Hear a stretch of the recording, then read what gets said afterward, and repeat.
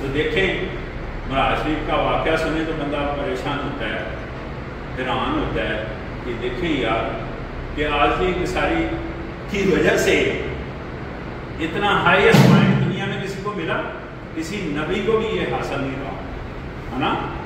اور بات وہاں بھی عاجزی اور انکساری کی ہوئی، بات عاجزی اور انکساری کی. اسی وجہ سے اولیاء کرام نے بھی اس کو پکڑا، عاجزی انکساری کو پکڑا، اور دنیا پوری میں چھا گئے ہیں. اولیاء کرام جس دین کی ہم نے پیروی کرنی ہے اس کی پاسداری اولیاء کرام نے کی ہے. اور کیسے کیا؟ عاجزی اور انکساری سے. اولیاء کرام نے دیکھیں، آج لوگ کہتے ہیں کہ اس کو ماننا چاہیے نہیں ماننا چاہیے. بھائی اللہ کے بندے، اولیاء کرام نے تو سب نے توحید کا پرچار کیا ہے، سب نے کہا اللہ ایک ہے اور اس کی صرف پوجا کی جائے. کسی اولیاء کرام کا نام لے کہ کسی نے کہا ہو کہ مجھے پوجے یا اس کو پوجے یا اس کو یہ جو دنیاوی بولتے ہیں ان کو پوجے، نہیں. سب نے کہا ہے اللہ کو پوجا جائے، اللہ کی یعنی وہ عبادت کی جائے. سب نے کہا اس کو ایک مانا جائے. یہ سب اولیاء کرام کی پہچان ہے. لیکن کہا کیسے ہے؟ عاجزی اور انکساری سے. دھیمے لہجے میں، لب و لہجہ ان کا دھیما ہوتا تھا، باڈی لینگویج ان کی دھیمی ہوتی تھی، ہے نا. ایسا ہوتا کہ نہیں؟ الفاظ کی ادائیگی سوچ سمجھ کر کرتے تھے. ان چیزوں کی اگر ہم پاسداری کریں کہ کیا ہم لوگ گفتگو کر رہے ہیں وہ کسی کو ہضم ہو رہی ہے گفتگو؟ کیا ہمارے اندر دھیما پن ہے؟ کیا ہمارا لب و لہجہ جو ہے نا اس میں دھیما پن ہے؟ کیا ہماری باڈی لینگویج جو ہے نا اس میں نرمی پائی جاتی ہے؟ ہم سب یہ پہلوؤں پر ہمیں توجہ دینی چاہیے. اور میں ایک ریکویسٹ کرنے لگا ہوں کہ تنقید نہیں ہمیں کرنی چاہیے. تنقید کی بجائے ہمیں ایک دوسرے کی عزت کرنا سیکھنی ہے. تنقید کی بجائے ہم نے ایک دوسرے کو داد دینا سیکھنی ہے. دیکھیں ایک دوسرے کی عزت، میں تو یہ کہہ ہی نہیں رہا کہ سودے پر ہے کوئی کون کتنا بڑا کون چھوٹا، اس کا تو میرا تعلق ہی نہیں ہے. میرا تعلق ہے ایک دوسرے کو.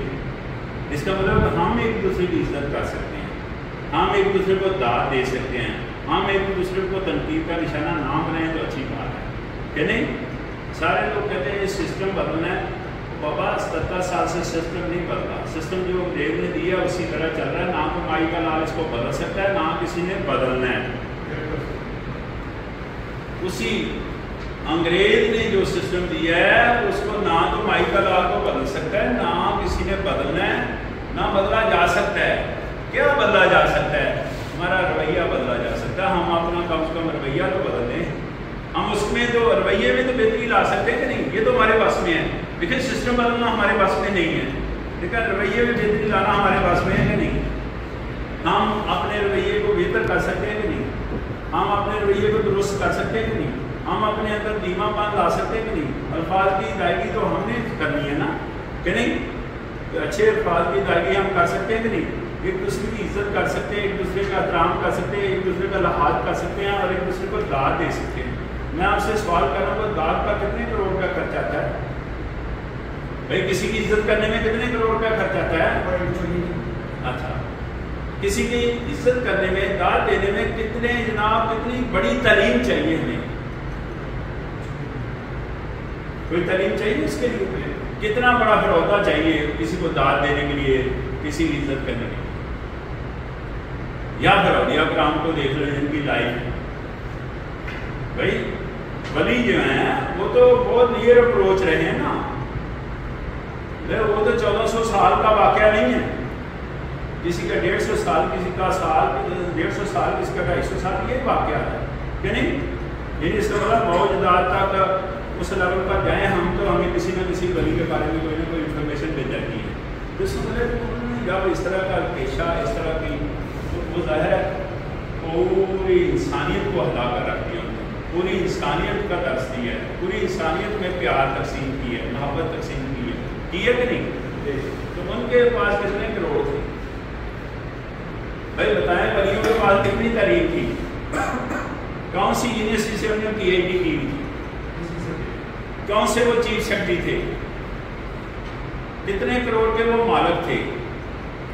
ان تینوں چیزوں میں کوئی چیز نہیں تھی ان کے پاس، لیکن وہ درس ان کے پاس تھا جو اللہ نے آپ نے نبیوں کو دیا، وہ درس ان کے پاس تھا جو قرآن میں لکھا ہوا ہے، یہ درس ان کے پاس تھا، اسی سے انہوں نے پوری قوم میں محبت، پیار اور موم جیسی کیفیت پیدا کر دی، ایسی کیفیت پیدا کر دی کہ دیکھیں آج بھی گلیوں کا نام ہے کہ نہیں، نام نہ پیسے تھے ان کے پاس، نہ عہدہ تھا ان کے پاس، اور نہ تعلیم۔ یہ تینوں چیزیں دنیاوی لحاظ سے کوئی نہیں، یہ تینوں چیزیں متاثر کرتی ہیں نا معیار، ہے نا۔ اس کا مطلب ہم نے اپنی سمت کا تعین نہیں کیا، اس کا ٹارگٹ کا تعین ہم نے کیا ہی نہیں ہے لائف میں۔ ہم پیسے کو لائف سمجھتے ہیں، بڑے عہدے کو لائف سمجھتے ہیں، ایسے ہی ہے کہ نہیں، یا بڑی تعلیم کو دنیاوی جو ہے اس کو لائف سمجھتے ہیں۔ ہم نے اپنی ذات کو کبھی پرکھا ہی نہیں ہے، اپنی ذات کو کبھی دیکھا ہی نہیں ہے، اپنی ذات کی اصلاح ہی کبھی نہیں کی، اپنا صفحہ ہی کبھی کھول کر نہیں دیکھا، اپنا پیج کبھی پڑھا ہی نہیں ہے ہم نے۔ اگر یہ چیزیں ہم دیکھیں اپنے متعلق تو ہمارے اندر یہ بہتری ہے جو پورے معاشرے میں بہتری آتی ہے۔ ظاہر ہے الفاظ کی ادائیگی ہم مناسب کریں گے، ہمارے اندر دھیما پن ہوگا، ظاہر ہماری باڈی لینگویج جنن دوسرے کو ہٹ نہیں کرے گی، ایسا ہوتا ہے کہ نہیں ہوتا؟ تو اگر کسی کو کوئی آدمی دکھ نہیں دیتا تو میں کہتا ہوں اس کی لائف کی بہت بڑی کامیابی تو یہ ہے کہ کسی کے لیے دکھی نہیں حالات پیدا کرتا ہو۔ آپ کو پتہ ہے، مجھے پتہ ہے کہ اس وقت ہم جنگل سے آئے تھے زمانے قدیم میں۔ کہاں سے آئے تھے ہم لوگ؟ جنگل سے۔ تو ہم واپس جنگل میں جا رہے ہیں۔ جنگل سے اس لیے آئے تھے کہ سوشل لائف کو زیادہ بہتر سمجھا، انسان کے جتنا قریب ہوگا اس کا فائدہ ہوگا، اس کو سوشل لائف کہتے ہیں۔ لیکن آپ جو ہے نا سوشل لائف سے انسان بھاگ رہا ہے۔ 250 کے قریب کے بیدیاں روڈ پر فارم ہاؤس بنے ہوئے ہیں۔ یہ فارم ہاؤس کیا ہیں؟ وہ جگہ جہاں انسان نہیں بستے، وہاں جنگل ہے، انسانوں سے دور جانے کے لیے ایسا کیا گیا۔ کیوں؟ انسان دکھی کر رہے ہیں، ہم گفتگو نہیں ٹھیک کرتے۔ یہ گفتگو کرنے پر کتنے کروڑ کا خرچہ ہے؟ ہم گفتگو ٹھیک نہیں کرتے، ایک دوسرے کو دکھی کرتے ہیں، جب وہ ہوتے ایک دوسرے کو ایسی بات کرتے ہیں جو پچ کر رہی ہوتی ہے، کسی کو دکھ دے رہی ہوتی ہے، ایسی گفتگو کرتے ہیں تو ظاہر باغی پن تو آئے گا، انسان سے دور تو جائے گا، پاؤں اس بنائے گا، جنگل کی طرف جائے گا جہاں سے واپس آئے ہم سوشل لائف کی طرف آئے تھے، وہیں واپس چلے جائے گا نا کہ نہیں۔